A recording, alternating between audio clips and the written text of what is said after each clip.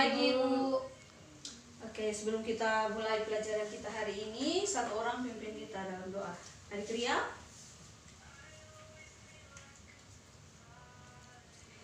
Oke, mari kita menghadap Tuhan dalam doa. Amin. Baik, terima kasih untuk adik Ria yang sudah pimpin kita dalam doa. Untuk hari ini kita hadir semua. Hadir semua, Bu. Oke. Karena hadir semua, kita mulai saja pelajaran kita. Jadi yang kita bahas hari ini itu mengenai gelombang bunyi. Ada yang pernah dengar tentang gelombang bunyi?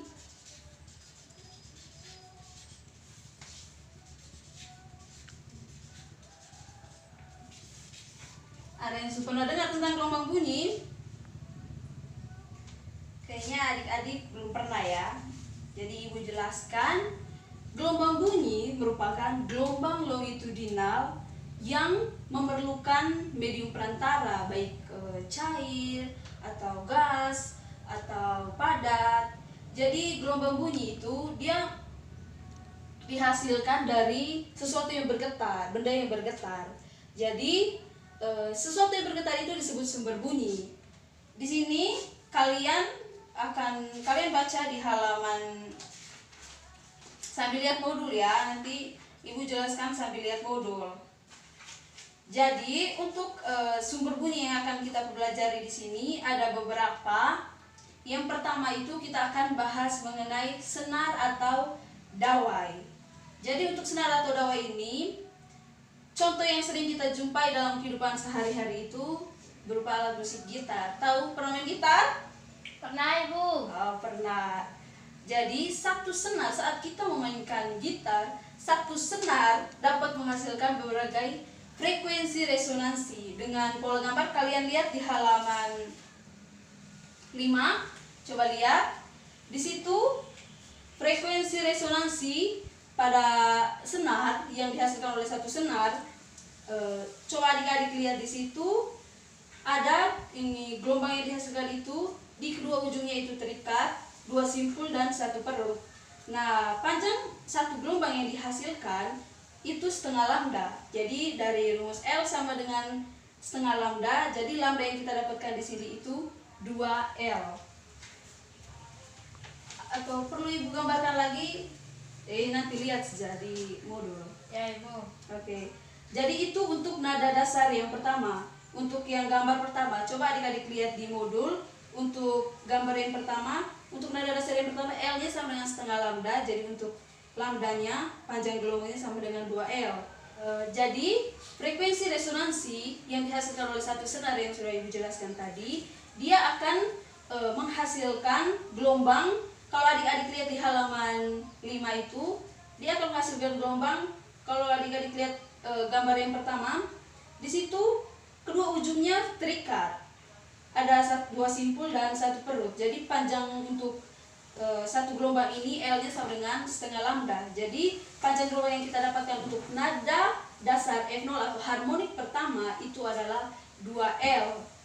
Maka untuk nada dasar ini kita bisa gunakan rumus F0 sama dengan V per lambda. Maka karena dia punya L-nya lambdanya 2L, jadi rumusnya V0 sama dengan V per 2L. Kemudian begitu juga dengan nada atas pertama, kemudian nada atas kedua. Untuk nada atas pertama, jadi adik-adik lihat di situ menghasilkan 2 gelombang ya. Jadi di situ ada 3 simpul, 2 perut. Itu untuk nada atas pertama, dia menghasilkan lambdanya sama dengan L. Maka frekuensinya di situ sama dengan 2V per 2L. Kemudian ada nada atas kedua. Di situ kalau adik-adik lihat dihasilkan 4 simpul dan 3 perut. Ada dihasilkan 3 gelombang di sini. Di sini panjang gelombang yang dihasilkan itu 2 per 3L. Jadi nada atas kedua atau harmoni ketiganya itu F-nya frekuensinya sama dengan 3V per 2L. Kemudian kita lanjut ke halaman berikutnya. Adik-adik buka ya. Jadi perbandingan untuk dawai ini frekuensinya itu F0 berbanding F1 berbanding F2, yaitu 1 berbanding 2 berbanding 3. Oke adik-adik, itu tentang dawai atau senar. Kemudian yang berikutnya kita akan membahas tentang sumber bunyi, yaitu pipa organa. Pipa organa ini ada dua ya adik-adik. Ada pipa organa terbuka, kemudian ada pipa organa tertutup. Kita sering jumpai pipa organa ini pada alat musik yang bisa ditiup, misalnya saksofon, kemudian trompet, kemudian seruling, ataupun banyak lagi yang lain. Jadi sumber bunyi pada pipa organa ini itu berupa kolom udara. Jadi kalau adik-adik lihat di situ, yang pertama yang akan kita bahas yaitu pipa organa terbuka. Jadi bagian ujungnya, kalau pipa organa terbuka itu dia akan terbuka.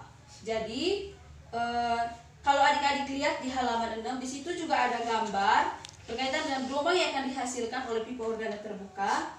Jadi kedua ujungnya itu terbuka, dengan yang dihasilkan itu satu simpul, dua perut. Jadi untuk panjang satu gelombang yang dihasilkan itu sama dengan setengah lambda. Jadi di situ adik bisa lihat L-nya sama dengan setengah lambda. Jadi lambdanya sama dengan 2L. Untuk formulasi frekuensi untuk pipa organa terbuka ini sebenarnya dia itu sangat-sangat mirip sama dawai atau senar. Jadi perbandingannya juga di sini sama, yaitu F0 berbanding F1 berbanding F2-nya itu sama dengan 1 berbanding 2 atau berbanding 3. Untuk sama ini rumus frekuensinya untuk nada atas, nada dasar, kemudian nada atas pertama, nada atas kedua. Kemudian kita lanjut ke pipa organa tertutup. Jadi seperti yang dikatakan di sini bahwa pipa organa tertutup itu kedua ujungnya memang terikat, tertutup begitu. Jadi adik-adik bisa juga lihat gambar di halaman 7 itu. Nah, di sini kita bisa lihat ujungnya itu terikat. Di situ menghasilkan satu simpul, satu perut. Nah, gelombang yang dihasilkan oleh pipa organa tertutup ini panjangnya 1/4 lambda. Jadi lambda yang dihasilkan sama dengan 4L. Nah, untuk frekuensi nada dasar atau harmonik pertama, kita pakai rumus V per lambda. Jadi F yang dihasilkan itu V per 4L, karena lambdanya kan sama dengan 4L. Jadi untuk nada dasar atau harmonik pertama itu V0 sama dengan V per 4L. Begitupun nada atas pertama, panjang yang dihasilkan, kalau adik-adik lihat di situ di gambar yang kedua, panjang yang dihasilkan itu 3/4 lambda.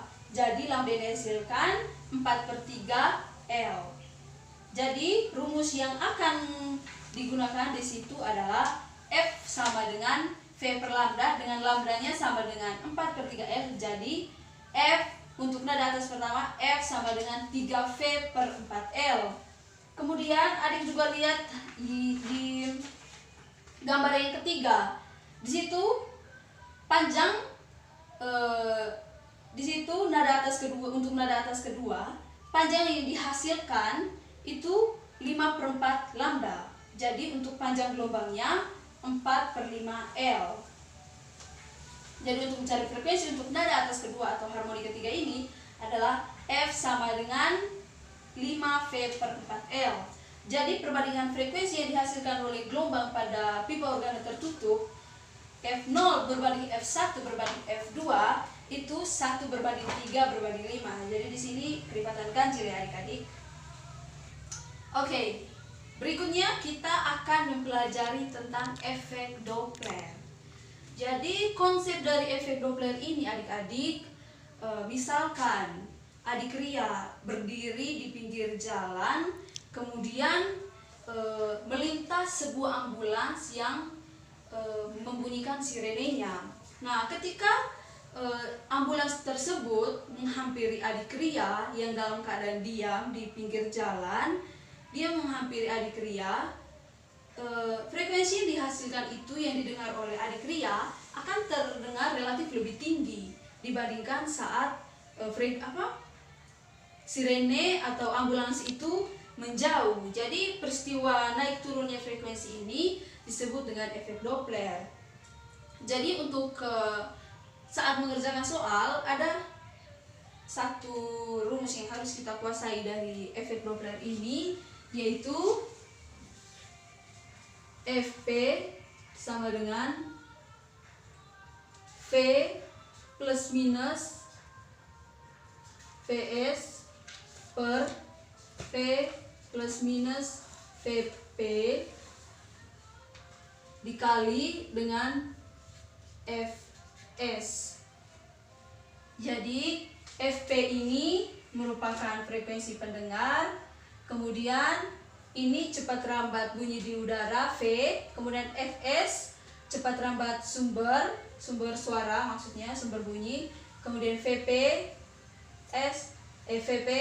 sama dengan sumber bunyi pendengar, kemudian Fs frekuensi sumber bunyi. Jadi dari rumus ini kalau kita kerjakan soal, apa maksud plus minus? Apa maksud plus minus ini?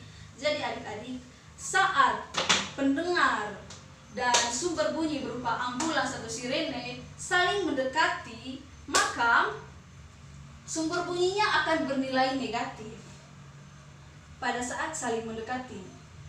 Misalnya, saat sumber bunyi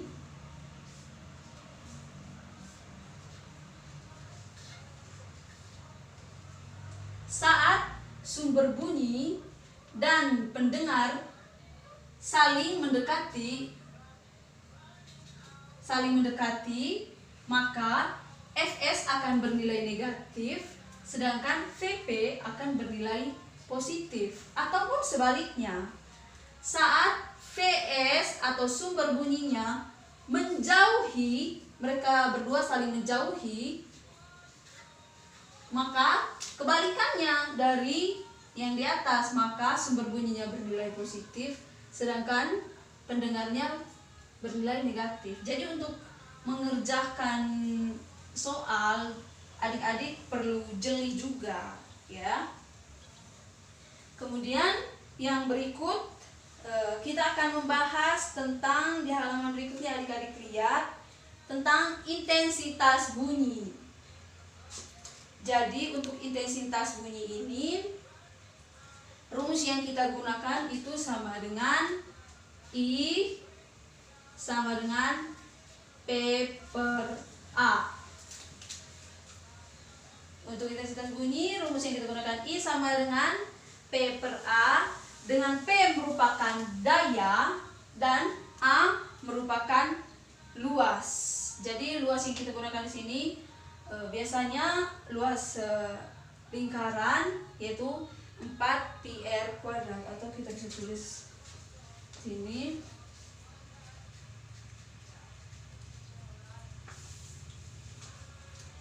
Oke, jadi adik-adik, dalam mengerjakan soal yang berkaitan dengan intensitas bunyi, seringkali juga kita akan ditanyai mengenai perbandingan gelombang bunyi. Misalnya ada jarak R1 atau jarak R2. Nah, untuk soal-soal yang seperti itu, maka rumus yang akan kita gunakan itu sama dengan I2 per I1 sama dengan R1 kuadrat per R2 kuadrat. Nanti untuk intensitas, soal-soalnya kita sering sekali mendapat soal tentang perbandingan jarak, ya adik-adik. Kemudian lanjut ke berikutnya, kita akan membahas mengenai taraf intensitas bunyi. Jadi untuk taraf intensitas bunyi ada satu rumus yang harus kita sangat kuasai. Jadi rumusnya itu TI sama dengan 10 log I per I0. Jadi I0 itu adik-adik merupakan intensitas bunyi yang bisa didengar oleh pendengaran kita manusia. Jadi intensitas ambang batas ya pendengaran untuk manusia itu I0. Jadi nilainya itu sama dengan 10 pangkat min 12 W per M kuadrat. Oke, karena pelajaran kita hari ini tentang gelombang bunyi sampai di taraf intensitas saja, sampai di sini saja. Ada yang punya pertanyaan? Tidak ada, Ibu. Tidak ada. Oke, Ibu kira kalian semua sudah mengerti. Oke, selanjutnya Ibu akan membagi beberapa LKPD kepada kalian. Kerjanya berkelompok. Jadi LKPD ini berkaitan dengan intensitas bunyi. Oke adik-adik. Jadi LKPD-nya di sini Ibu akan bagi.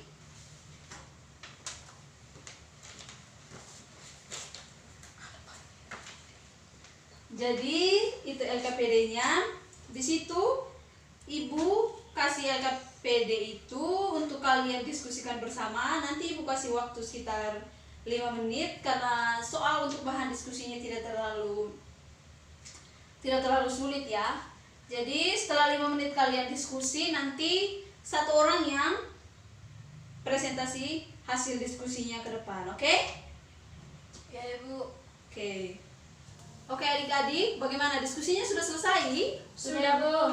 Oke, untuk kelompok yang mau presentasi silakan maju, praktek dan presentasi hasil diskusinya. Silakan maju, Ibu persilakan. Baik, di sini kelompok Ria dan Ita akan mempraktekkan sekaligus mempresentasikan hasil dari diskusi kalian. Jadi biar teman-teman yang lain tahu, kalian praktek juga di depan. Jadi untuk waktu selanjutnya Ibu persilakan untuk kelompok kalian. Oke? Oke, silakan. Terima kasih atas kesempatan yang diberikan kepada kami. Baik, di sini kami akan mempraktikkan tentang intensitas gelombang bunyi. Di sini alat dan bahan yang sudah disediakan ada penggaris, palu, dan juga meja. Baik, saya akan melakukan percobaannya. Pertama-tama, saya memukul palu di meja dengan jarak 2 meter. Misalnya, posisi teman Ria berdiri ini adalah 2 meter. Baik, selanjutnya posisi jarak dari sumber bunyi ini saya berikan 4 meter dari posisi sebelumnya. Lalu saya pukul lagi mejanya. Baik, saya kira itu saja percobaan yang kami lakukan pada hari ini dari kelompok kami. Sekian dan terima kasih. Nah, teman saya akan mempresentasikan hasil diskusi kami. Ya, jadi yang pertama, apa yang terjadi ketika kalian memukul meja dengan pemukul? Nah, yang terjadi ketika seseorang memukul meja adalah mejanya bergetar dan menghasilkan bunyi. Dan yang kedua, ketika terdapat kelompok yang berbeda pada jarak 2 meter dari meja dan meja tersebut dipukul, apakah yang terjadi? Yang terjadi itu menghasilkan bunyi. Nah, yang ketiga, ketika salah satu anggota kelompok yang berada pada 2 meter tadi menjauh 2 meter lagi dari titik awal, apakah yang terjadi? Nah, apakah ada perbedaan dari sebelumnya? Nah, ada perbedaan. Perbedaannya bunyi yang dihasilkan semakin kecil. Jadi dapat disimpulkan bahwa jarak bisa mempengaruhi frekuensi bunyi yang dihasilkan. Itu saja. Sekian hasil presentasi dari kelompok kami. Oke, terima kasih untuk kelompok Ria dan Ita. Mungkin kita beri aplaus dulu. Terima kasih. Jadi sekian untuk pelajaran kita hari ini tentang gelombang bunyi. Kita sudah melakukan praktikum juga. Jadi untuk minggu depan Ibu ada kasih tugas. Ibu tadi sudah bagi modul. Di situ di bagian belakangnya ada soal, ada 10 nomor berkaitan dengan gelombang bunyi. Ibu harap kalian kerja soalnya, kemudian kumpul minggu depan sebelum kita lanjut ke materi berikutnya. Oke, sekian untuk hari ini. Terima kasih, selamat siang.